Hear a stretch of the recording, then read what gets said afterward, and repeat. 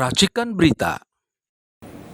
Bismillahirrahmanirrahim. Assalamualaikum warahmatullahi wabarakatuh.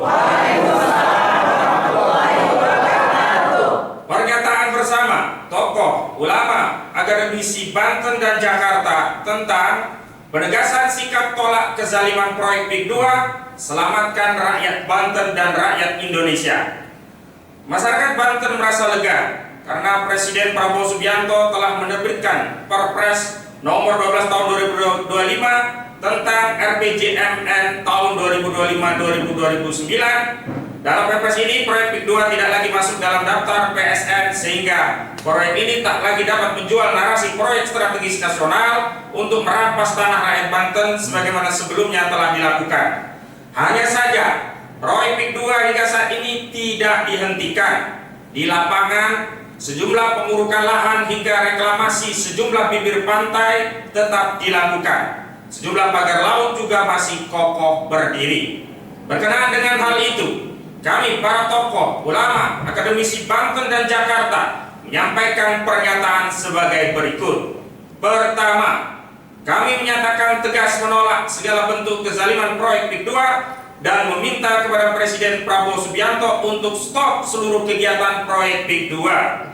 Karena segala bentuk kezaliman termasuk tetapi tidak terbatas pada perampasan tanah rakyat di darat, perampasan wilayah sungai dan laut, baik dengan modus tipu muslihat, intimidasi dan kriminalisasi, baik dengan status PSN maupun tanpa status PSN, adalah bagian dari bentuk-bentuk penjajahan dan penindasan yang wajib ditolak karena tidak sesuai dengan pri kemanusiaan dan pri keadilan. Kedua, corak khas kezaliman proyek PIK 2 salah satunya adalah melalui modus operandi memanfaatkan aparat penegak hukum untuk melakukan kriminalisasi terhadap rakyat yang enggan menjual tanahnya kepada Agung Sedayu Group, seperti yang dialami oleh Haji Fuad dan Charlie Chandra, juga ratusan orang lainnya yang sudah menjadi korban kriminalisasi. Karena itu, negara harus hadir untuk memberikan jaminan keamanan, ketentraman, dan keadilan dengan memastikan aparat penegak hukum tidak lagi melakukan kriminalisasi dan mengembalikan marwah dan wibawa lembaga kepolisian sebagai lembaga pelindung, pengayom, dan pelayan rakyat. Ketiga, untuk memastikan kehadiran negara memberikan jaminan keamanan, ketentraman, dan keadilan bagi seluruh rakyat Indonesia, khususnya rakyat Banten yang telah menjadi korban proyek PIK 2, maka kami mendesak Presiden Prabowo Subianto untuk segera menghentikan segala bentuk penindasan rakyat Banten. Presiden harus memberikan jaminan rasa aman dan tentram bagi rakyat Banten, sekaligus mengembalikan kepercayaan kepada pemerintah yang saat ini sedang memperbaiki kinerja melayani rakyat. Keempat, menuntut agar seluruh pihak yang terlibat dalam kejahatan yang terstruktur dan sistematis terhadap rakyat Banten agar diproses secara hukum untuk mempertanggungjawabkan seluruh perbuatannya. Demikian pernyataan bersama disampaikan Banten, 5 April 2025. Forum Akademisi Rakyat Banten, Forum Akademisi Tokoh Ulama dan Advokat Banten Jakarta tertanda 1. Kiai Mbah Mulyasari, Ketua Forum Silaturahmi Tokoh Ulama Akademisi Banten. 2. Ahmad Wazinuddin S.A. 3. Dr. Ratus Kiai Haji Muhsinin MSI. 4. Majen TNI Purnawirawan Sunarko. 5. Dr. Kiai Haji Sabra Wijaya. 6. Majen TNI Purnawirawan Samsu Jala. 7. Dr. Andes Kiai Sanwani. 8. Edi Mulyadi. 9. Dr. Ratus Haji A. Rasid MSI. 10. Menuk Wulandari dari ARM. Dan 11. Marwan Batubara serta sejumlah tokoh lainnya. Takbir! Takbir! Takbir! Assalamualaikum warahmatullahi wabarakatuh. Saya perkenalkan langsung, saya Haji Muhsin, anggota DPRD Provinsi Banten, sudah 4 periode. Saya terbantu pemikiran PIK 2 ini. Mudah-mudahan yang ada di sini semuanya, mohon maaf, para kiai, para cendekiawan dan para semuanya barangkali ada di sini yang tergabung dalam pejuang masyarakat Banten ini murni benar-benar berjuangnya murni karena memperjuangkan NKRI, ketahanan negara Republik Indonesia. Kalau mereka non murni itu, kalau kita tolong murni berjuang. Ya, jangan beritanya apa yang disampaikan Pak Yainuddin itu fiktif, fakta adanya. Benar kan? Ini makanya saya kenapa saya berani vokal. Ini menurut pandangan saya sudah termasuk pandangan perjuangan tadi itu ayat wal takum minkum ummatun yad'una ilal khair wa ya'muruna bil ma'ruf wa yanhauna 'anil munkar wa ulaika humul muflihun. Ya mudah-mudahan kita yang ada di ruangan ini menjadi orang-orang muhsinin seperti saya. Iya. Iya kan? Orang yang berbuat kebajikan demi penegakan NKRI, demi memperjuangkan masyarakat yang dolimi. Saya siap pasang badan. Apakah semua yang ada di sini siap pasang badan? Itu kuncinya. Jangan ngomong siap, tapi nanti tergeleng adanya masuk dengan cara-cara rayuan tadi. Jujur ya, saya berani di PAW kan ngomong di meja udah lah mobil komando. Tidak ada yang berani mungkin anggota dewan yang ya siap di PAW. Yang menurut pandangan saya yang begini-begini ya termasuk jihad fisabilillah menurut konsep saya, membela yang benar. Jangan pandangan yang sebelah ngebom orang jihad fisabilillah dari mana? Islam tidak mengajarkan ngebom orang jihad fisabilillah. Inilah membela kebenaran. Tadi ayatnya sudah saya sampaikan. Pak Yainuddin, saya rasa semuanya baik yang tergabung dalam ini kuncinya satu, kebersamaan. Tanpa adanya kebersamaan tidak akan berhasil semuanya. Kompak semua, para kiai, para ulama, para ustadz, semuanya barangkali. Ini kadang-kadang tadi benar apa? Ada banyak yang terprovokator, terbagi dua. Ya siapa provokatornya? Negara. Saya ingin menyalahkan agunan negara yang diam dalam hal ini. Udah jelas itu perampasan, udah jelas itu menyalahi undang-undang. Kenapa dia? Ya dewan juga politik kan 2 kali 2 bukan 4. Dewan ada yang murni tugas fungsinya, ya ada yang non murni. Kalau saya bukan tugasnya legislasi, budgeting dan pengawasan. Mohon Bu senior saya ada di samping saya, ada belang RI. Saya anak daerah tugas, bukan pejabat negara. Kalau beliau pejabat negara, kalau saya pejabat daerah yang tidak dapat pensiun dan itu. Padahal fungsinya sama. Ya bukan wakil rakyat itu bukan 3 fungsi itu saja. Tapi menurut pandangan saya, kalau memahami isi kandungan Pancasila ada di sila keempat, bagaimana supaya menghasilkan sila kelima, kerakyatan yang dipimpin oleh hikmah, kebijaksanaan dalam permusyawaratan dan perwakilan. Lah saya ini perwakilan masyarakat Banten dengan jumlah penduduk 12 juta, masa dengan ada persoalan begini diam? Tidak berani mengkomentar. Ya kalau tidak berani justru dewan itu fungsinya suruh berani begitu, suruh berani menegakkan ma'amar ma'ruf nahi munkar, menegakkan yang benar. Kalau nggak berani ya mundur jadi dewannya. Buat apa digaji dari uang rakyat?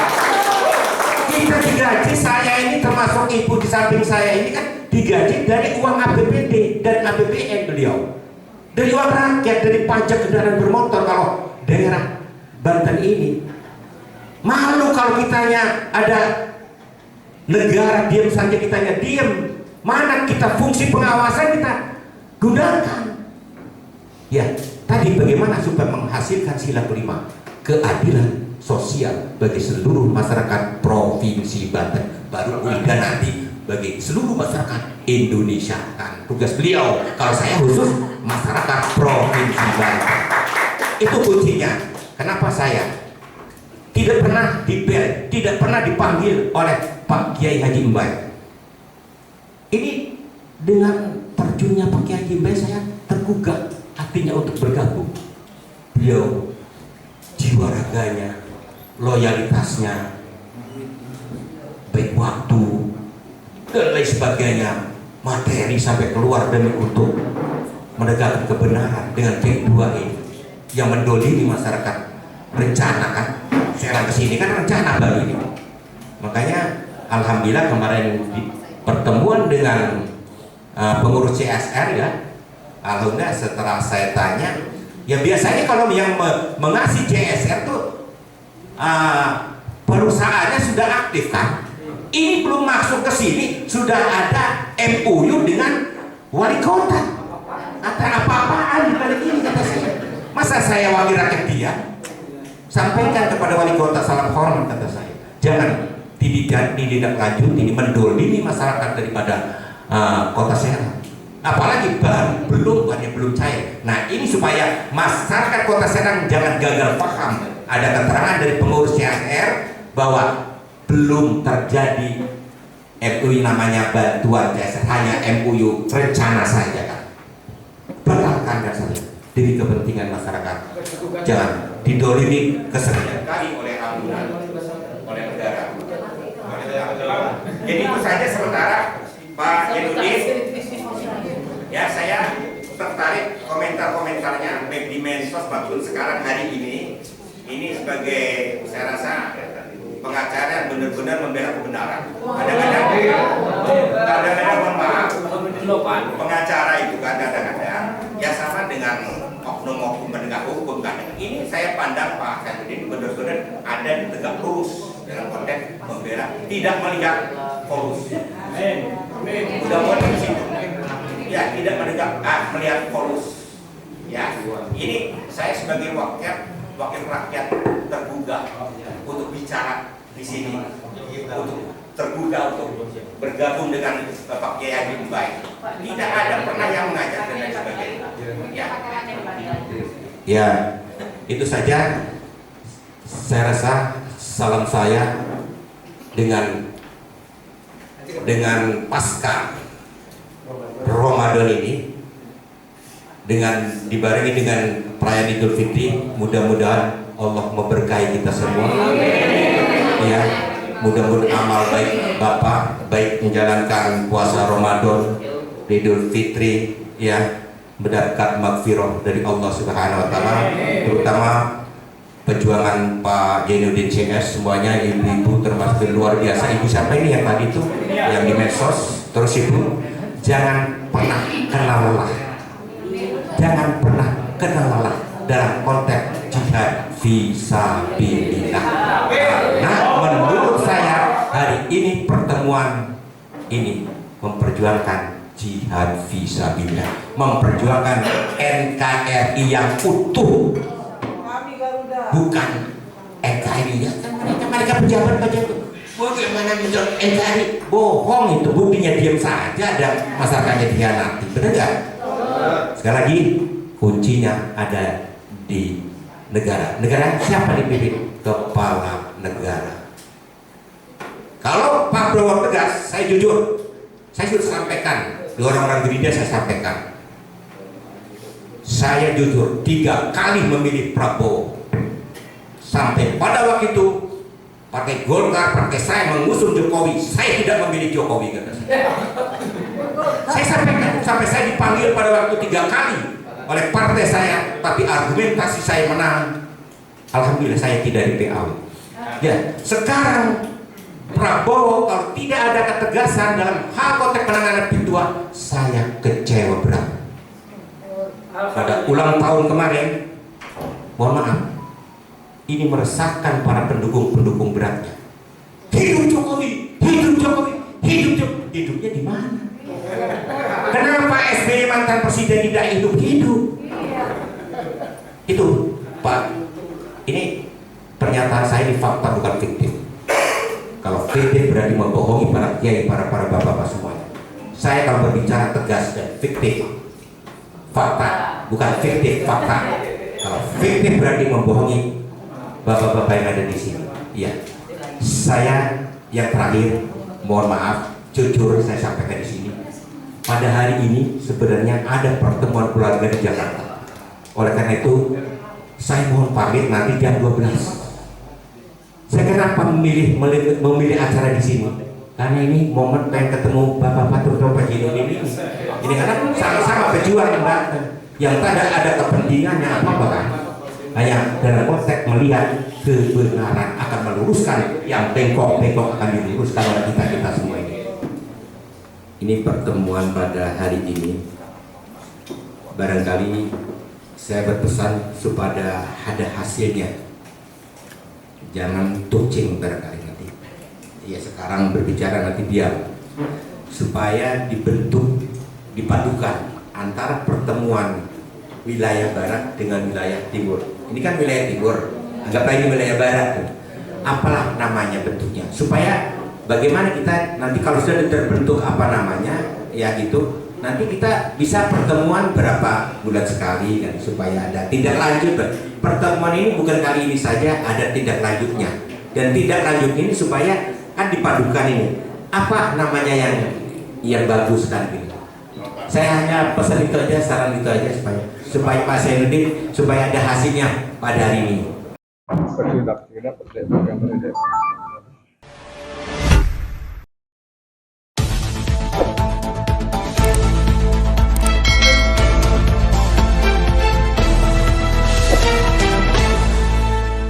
Racikan Berita